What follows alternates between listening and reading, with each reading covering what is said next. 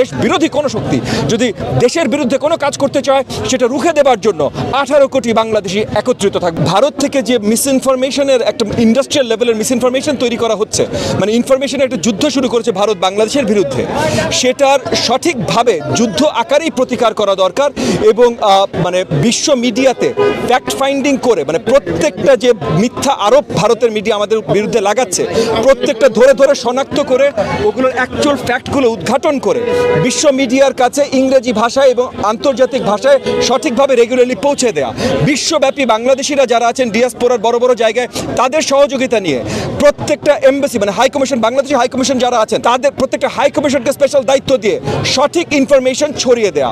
একই সাথে আরও কিছু উদ্যোগের কথা মাননীয় প্রধান উপদেষ্টা বলেছেন এবং মাননীয় প্রধান উপদেষ্টাকে প্রত্যেকটা দল যারা উপস্থিত ছিল, আমরা এনডিএম শুদ্ধ প্রত্যেকটা দল যারা উপস্থিত ছিল তারা পরিষ্কারভাবে মাননীয় প্রধান উপদেষ্টাকে আশ্বাস দিয়েছেন যে আমরা সবাই তার সাথে আছি, জাতীয় ঐক্যে কোনো ধরনের বাধা ঘটবে না এবং ভারত বা যে কোনো কেউ বিদেশি কোনো ধরনের শক্তি বা দেশের ভেতরেও দেশ বিরোধী কোনো শক্তি যদি দেশের বিরুদ্ধে কোনো কাজ করতে চায় সেটা রুখে দেবার জন্য 18 কোটি বাংলাদেশি একত্রিত থাকবে ইনশাআল্লাহ। প্রথম পয়েন্টটা থাকবে হলো মিস ইনফরমেশনটা ফাইট করা।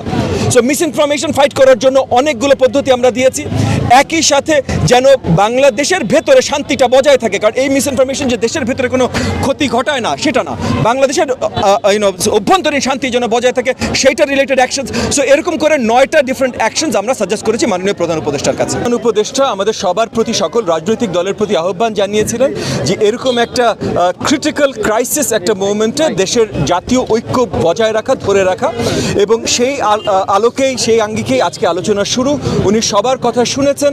আমরা অনেকগুলো দলই অনেক প্রস্তাবনা দিয়েছে, আমরা লিখিত আকারে প্রস্তাবনা দিয়েছি 9টা।